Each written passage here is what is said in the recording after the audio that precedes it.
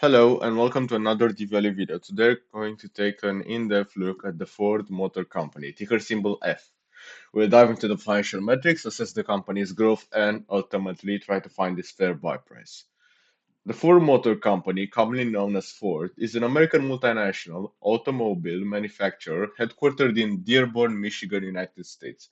It was founded by Henry Ford and incorporated on June 16, 1903. The company sells automobiles and commercial vehicles under the Ford brand and luxury cars under its Lincoln brand. The stock is priced at $11 with a market cap of 44 billion. Now let's dive into some key valuation metrics. Price to earnings ratio stands at 11.5 and the price to cash flow ratio stands at an astounding 3.15.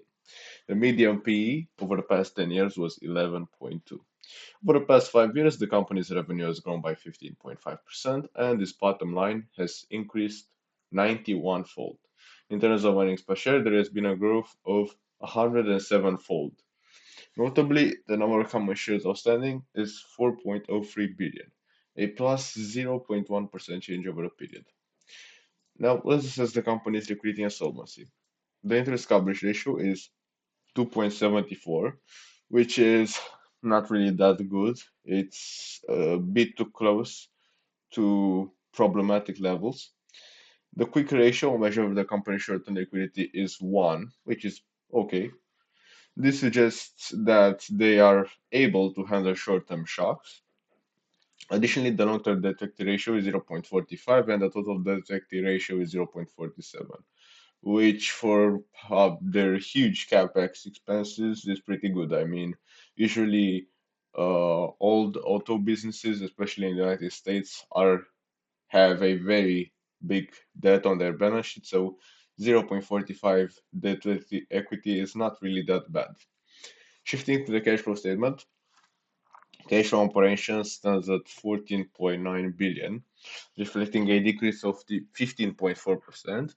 Cash from investing activities is 17 billion with a plus 28.5% change, while financing activities are 2.6 billion, showing a minus 182.6% change over the same period.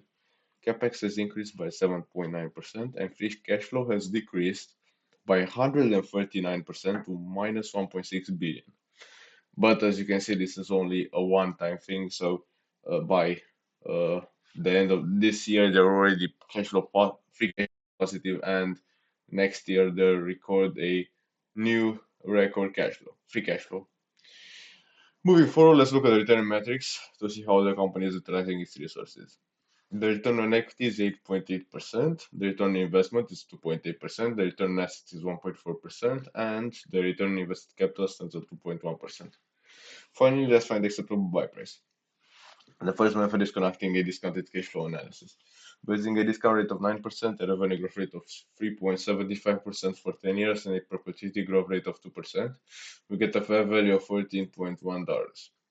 Secondly, using a multiple valuation of 10 times earnings, operating cash flow, and 12.5 times free cash flow, we arrive at a fair value of $20.8, and thirdly, the analyst price target is $12.1.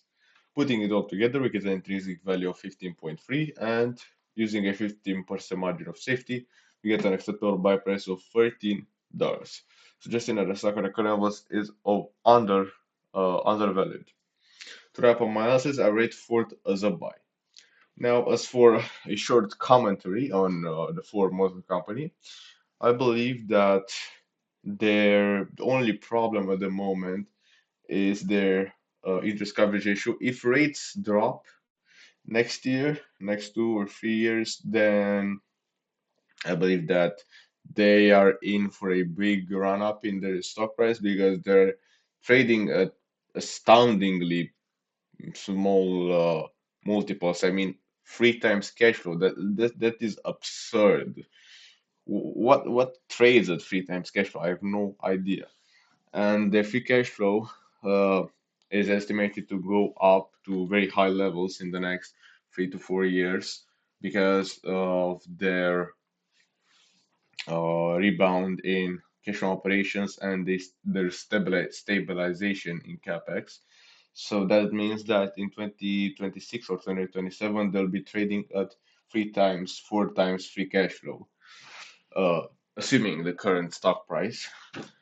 And yeah, I believe this is a great opportunity. This is not a growth opportunity for the long term. I mean, 2% return on invested capital, that's a joke. But this is a great short-term play, um, well, medium-term play, assuming the their stock price comes back to intrinsic value within 12 to 24 months. Usually they do. Most of my value plays have gotten to their intrinsic value within about 18 months of me buying. So this is not really that big of a problem. Uh, Now, if you find a better opportunity than Ford, then so be it.